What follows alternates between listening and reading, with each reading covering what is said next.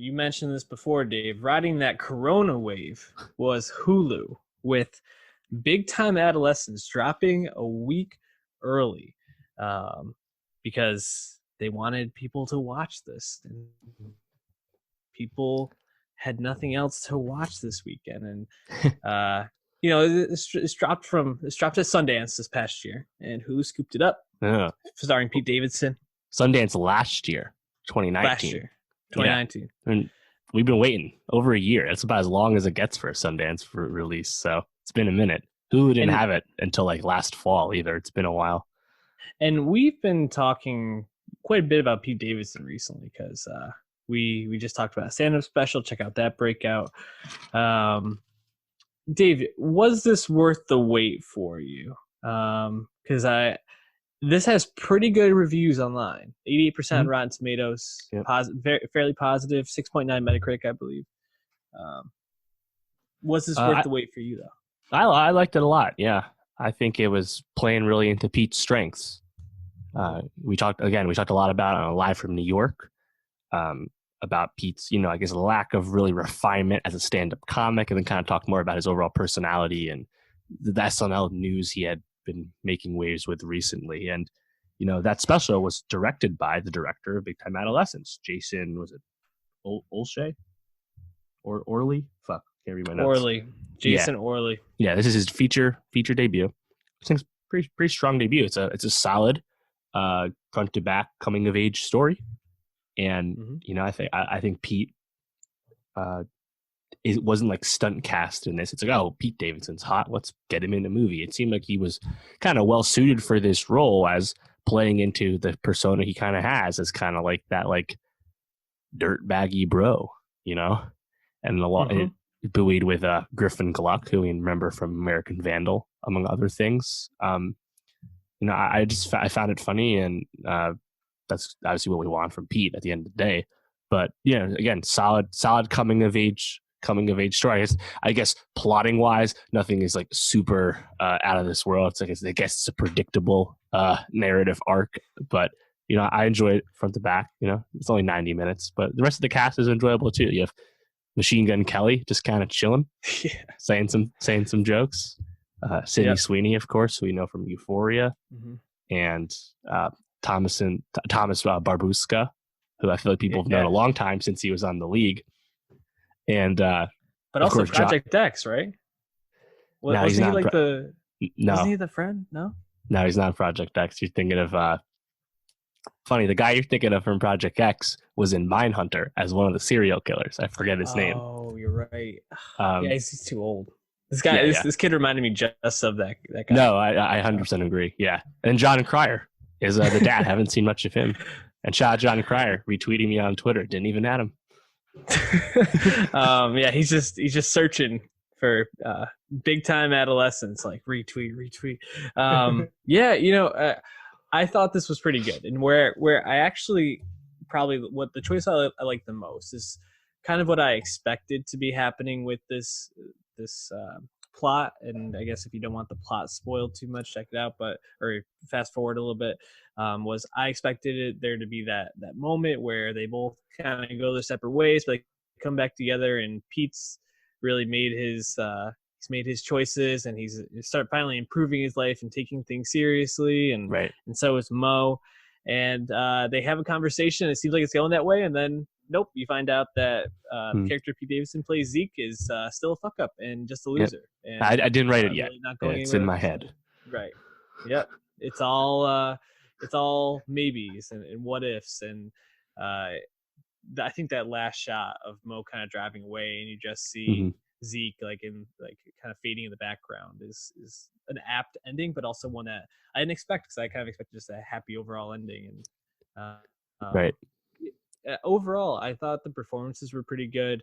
I think there's enough entertaining stuff in here. Especially, I really liked the chemistry between Una Lawrence and Griffin Gluck. I thought Una Lawrence was really great as I forgot her name, the love interest. I forgot her name too. But overall, really solid. And I wasn't expecting much from this, but I was pleasantly surprised. Did you have any moments or anything that really stood out for you throughout?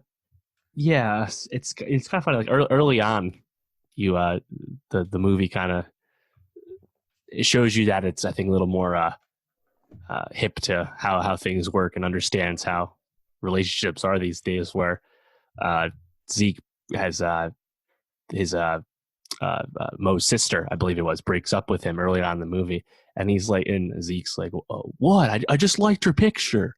I didn't fuck her. What? She lost a lot of weight, and I threw her a like. What's the big deal?" Or whatever he said. I was like, that's hilarious. That's actually like Yeah. super accurate, by the way. Hmm. That's funny. I also laughed at the comment Zeke gives to Mo early on about how you have to masturbate before having sex so you don't finish fast. And I'm like, yep, every guy's been told that. That's also Hmm. spot on. Um, and then lastly, the scene where they're playing 40 hands, taping 40s to your Yes. hands. I was like, hell Hmm. yeah. But also inaccurate. The thing about having to pee and like not being able to pull your pants down is fake. That's not a real problem unless you take like an hour to drink your 40s. So I just want to say from an experience that is an inaccurate scene, but I still laughed the whole time. Yeah, well, I mean, yeah, if you take a long time, or if you're drinking out of both, if you're not smart and drinking just one first and the other, Sure. you're certainly gonna find yourself in that sort of situation. But anyone who's ever done it, I think, knows that that's not how you do it. We're cool. We drink, so That's there you right. go. Especially now. But Nothing else to do. I really thought the scene where Mo comes home high and they like Oh confront him God, yeah. about it. I thought that was pretty funny. I also just something about the scenes I remember most are really the ones between Mo and the girl he's interested in at the parties, because I feel like Yeah. they felt so real and like so awkward, and like the intimidation of like the older kids in those situations just felt so accurate. So had some flashbacks to my high school experience, because I was not a cool kid in high school like I am now with all my Me neither. drinking skills. Oh, oh, Dave, I'm shocked. That's two like nerds talking on a podcast, not the cool kids in at their high school. Um, it's interesting because I think you made a really good point talking about Pete, and where we left off talking after his stand up was like, what do we want from him moving forward? And this felt like almost kind of like a perfect lane for him, right? Where it really played to his strengths and who he is. But I just don't know how many of these sort of roles are going to be out there for him, or how much he Sure. can do this like until it becomes old. Yeah, I think that's fair. Again, with this role, he gets to really play into his comedic timing well, I Mm-hmm. think, and in a sense, does kind of juggle a bit of levity versus some heavier moments. The movie never gets super dark, but you can tell Pete's kind of varying it up as the character does various things. So yeah, I mean, I'm thinking like there are people that effectively do the same thing a lot in Mm-hmm. comedy. Probably one of the greatest, of course, like Will Ferrell, for example, does a lot of the same stuff all the time. Obviously, not comparing those two on a skill or a talent level, but I think there's a lane as long as Pete stays hot. And, again, he's a tabloid fixture. I think he's going to stay hot for a while. So, Mm-hmm. and I think this is kind of the bookend. This Big Time Adolescence was supposed to release last weekend in a few theaters. I think it did, but, like big cities only. And then it was going to come out this Friday. 95% of people, more than that probably, will associate this as a streaming movie, a Hulu film.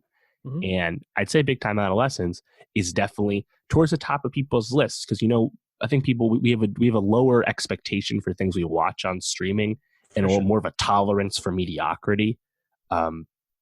So I think Big Time Adolescence being I think really good at what it's trying to do, this will probably impress a lot of people just because they're as you were saying too. You were not expecting anything I think as polished as this. And again, No, it's a Sundance definitely. movie, so that I guess that should be expected a little bit. But yeah, I was very happy with it. So I'm hoping to see more of Pete in the movies because again, as we said before, his SNL days are definitely numbered.